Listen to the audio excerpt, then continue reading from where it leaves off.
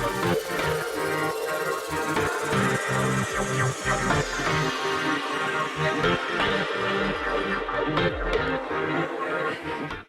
everybody, this is What Elon Said with Kevin and Mark, where we provide daily commentary and some insight from our end about all of Elon's tweets and interview activity. And today is Wednesday, February 16th of 2022. So let's jump into it. Sounds See good. what we've got here from the last 24 hours. So no new official tweets from Elon today, but we have a couple of replies and some likes, or one reply and some likes. So the first reply here is to Shibatoshi Nakamoto at Billy M2K, who is really complaining about the Twitter bots and spam related to basically any thread or stream that has Elon's name within it, and is often associated with crypto as well. So he's just tweeting here, hey, at Twitter support, can you do something about this crap? Everyone on crypto Twitter is getting spam added to these obvious scam lists en masse, and it's super irritating for everyone, thanks. And then a snapshot of a 5,000 Bitcoin giveaway. And then we have a fake Elon Musk account listed, right? And Elon Musk, the official account, replied and said, agreed, this has been broken for a long time. And you can read some of the comments. Yeah, there's quite a few. Yeah. It's frustrating, but if it was easy to fix, I think they would have fixed it a long time ago. It's just painful. Yeah, I think you're right. There were some comments curious as to whether maybe there's some vested interest in them allowing it to still happen. I don't know, but some big personalities chiming in and agreeing with Elon that really something should be done about this. It's kind of just very annoying. And even Shibatoshi Nakamoto responded to Elon and said, it's annoying for me. I can't even imagine how bad it is for you as such a big Twitter personality. So yeah, I think we can both throw our support behind that. Yeah. Definitely. And actually this makes at least me think that he must be using lists to filter his Twitter. Otherwise, how would his normal feed would be bombarded with this stuff. Yeah, it's pretty bad. Yeah. All right, let's jump over to the likes and see what we have that's new here. And I'm trying to get to the bottom of these new likes. I believe this was the first one new to today or within the last 24 hours. So Siobhan Zillis, who I believe is a SpaceX employee. If we go to her account here, we can see, I have our views here kind of blocking the screen. So can you read what her profile says there? Artificial intelligence, biological intelligence, and whatever exists in between and beyond.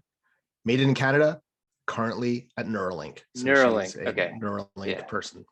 Yeah. Yes. All right, so not SpaceX, Neuralink. But her quote here, it looks like a screenshot of some verbiage, but the winners of biological evolution have been the optimizers of biological computing, these human brains. Biological brains now seem to be optimizing for building the best computing substrate they can think of, silicon brains. Does that mean silicon brains will inevitably optimize for an even more impressive computing substrate?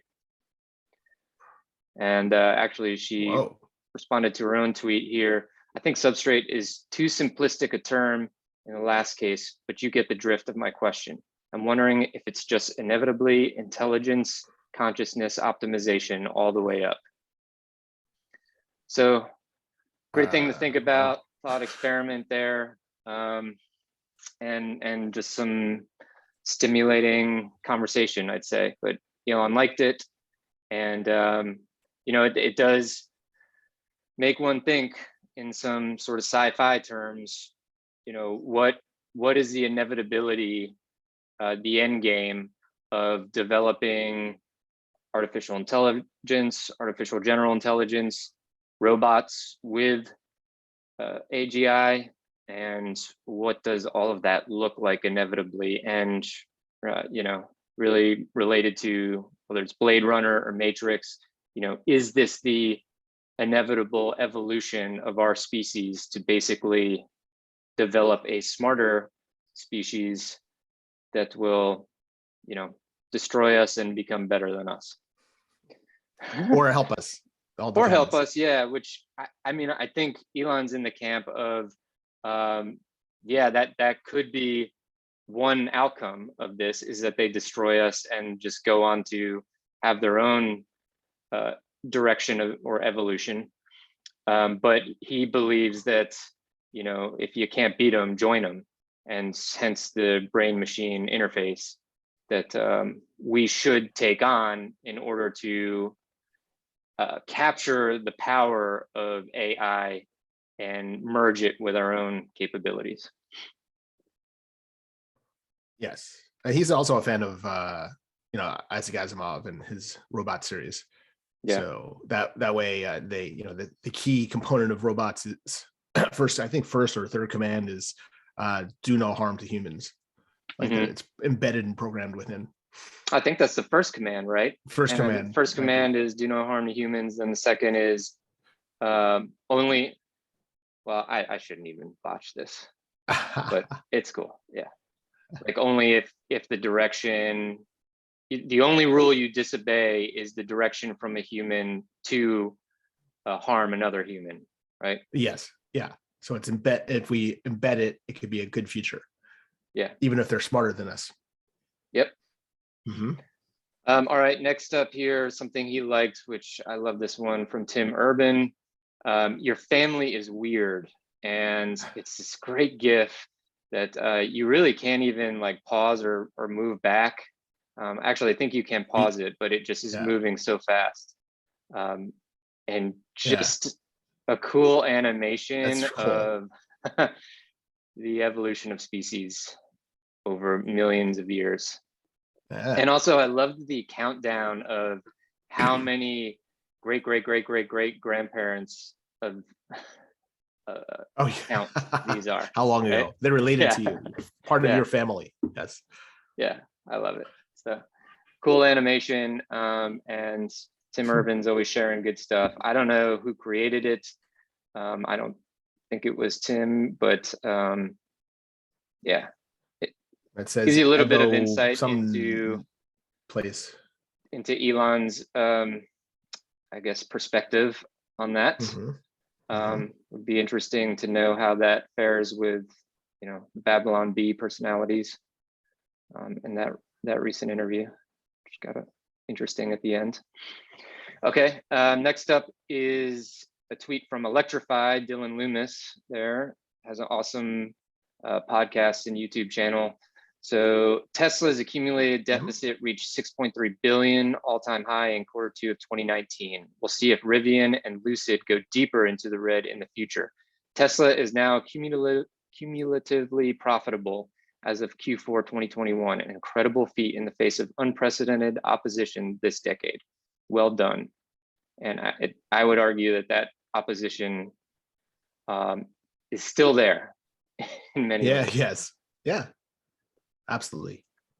Let's see if there's anything else associated here. For what it's worth, Lucid's accumulated deficit is 5 billion as of September 21, and Rivian's is 3.9 billion. So not quite to the all-time high of Tesla, but still in very early days.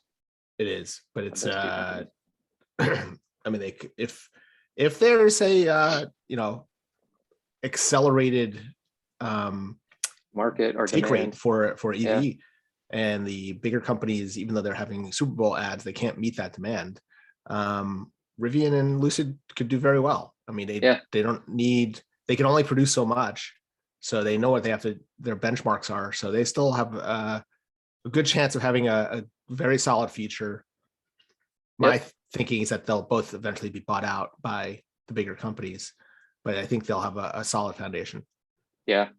And I would say that my guess is that Elon's response here, or his liking of this, is more about the achievement of Tesla and not trying to put down Rivian or Lucid in any way.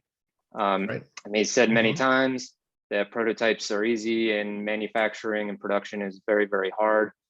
So it'll be interesting to see if they can scale to the levels that they desire to, and if they'll be successful in doing that without being acquired along the way. So, but yeah, I mean, both of those cars seem like pretty cool. Well, the prototypes have been pretty cool, but again, like very little focus on self-driving technology, which, you know, will be second rate and very soon, right? Yeah. Very near future. Absolutely. So great to be making electric cars and getting ICE vehicles off the road, but will ultimately be in a back seat to the transition if the car doesn't offer autonomy in any way. Okay, next up is a tweet from The Boring Company, the official account, kicking off the 2022 Not a Boring Tunneling competition. I guess like not a flamethrower. Deadline to sign up is March 1st. Will university teams beat the snail? So this is interesting. I didn't actually read this post here, but yeah, I mean, I'm intrigued by this. And is there traditionally a Not a Boring Tunneling competition every year? Or is this brand new? I haven't heard about it, but it seems like they're creating their own DARPA challenge. Yeah, where it's sort of you know, there or not necessarily X Prize, but like a DARPA challenge where they invite everyone to come, college teams, university teams, just trying to get to the best solution. And then since they're first principles, they're, you know, the first of the principles. So they can, they're just trying to get the best ideas right now, I think. Which is amazing. And I guess Beat the Snail would be their machine, I would think. I think so. So we'll see. It's pretty exciting. You know, I definitely want to read about that as well. It'd be interesting to experience that. Glad to see The Boring Company here. I know, think right? Could be their most exciting company, even though it's boring name. We're starting to lose hope that The Boring Company would make a presence here at all, or make an appearance. But yeah, pretty cool to see this. And they've got a post here from their website. You can check it out. And I know we haven't come across any Neuralink official tweets yet, but I was checking out their website yesterday, and they have a new post up about the recent criticism about testing with animals and stuff. So a very long post about how they're handling that and their defense there. So I'll have to look at that. That's interesting. Yeah, and sharing some thoughts or roadmap to the future too. So pretty cool. All right, here's John Ehrlichman. I think you had below the. Oh yeah, actually he has two of them. Yes, go ahead. Yeah, SpaceX in 2002. Which here we go. So Elon there. I like how every picture from the late 90s to early 2000s is someone sitting at their desk with a BlackBerry over in the corner. Yes. That's the exciting shot. Like, yes, we're doing things. Yeah. I'm at my desk. Yeah, you know, another funny thing is I was watching an interview with Elon from late 2020. And I found it very interesting how his like wardrobe decisions have changed over time. And now he's in like mostly a t-shirt and like, you know, some boots and stuff, instead of any sort of regularly accepted business apparel. He's just doing his own thing now, which I think is so cool, but it like makes me wonder, you know, was he too timid to do that before? Is it like the success that's given him confidence, or he just continues to evolve? I think maybe that's, I like to lean towards the latter and think that that's why I like him so much, is like just an evolving character over time and never stops. I think he's evolved. I also wonder a little bit if, because he's involved, as opposed back then with PayPal-ish days, he's involved with companies that literally require him to get physical, like his hand. He's probably running around, has physical objects Yeah. that after a while he's like, I just need a t-shirt. Yeah, you're right. Like, man, I'm ruining all these nice clothes and my watch and stuff, like, forget this. I just need some boots, pair of jeans, and t-shirt. Let's go. But it was so funny, the interview, he's sitting in a panel with all these other CEOs dressed in their, blue button up and their sport coat. And he's just in a t-shirt. Yeah. Just black t-shirt. Yeah. Yeah, love it. Oh, sorry. And 2022, it's like how it started, how it's going, and just another awesome shot of the Starship stack there. Amazing. Very cool. 20 years. What's the 2042 one going to be like? Wow, that's something to think about right there. Yeah, I'd love to. Someone should work on that. Just an animation of 2042. I'm sure it's out there. But yeah, another one here that he liked from John Ehrlichman. Stock performance over 10 years. And, it's a list of about 10 or 12 here. And the percent gain over 10 years, and Tesla's at the top with a 14,489% gain over 10 years, followed by NVIDIA at 6,281%. So yeah, I mean, going back 10 years, right? 2012, you're probably in like the $40 range, right? Yes. Like pre-split. $40. So gosh, you're down to what, like $8 or something? It's crazy. Yeah, it's done pretty well. Yeah. Over the last 10 years, definitely the stock to look at.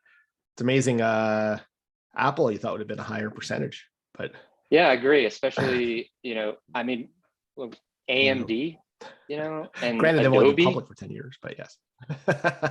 Yeah, now if you go back to like early 90s, or 80s, where it was pennies, Apple stock. Yeah, I think long term. Dave Lee did a real good video on returns for Apple, Google, Facebook, Tesla. I want to say there was one more in there. I might not be remembering all that, but yeah, I think Microsoft was in there too.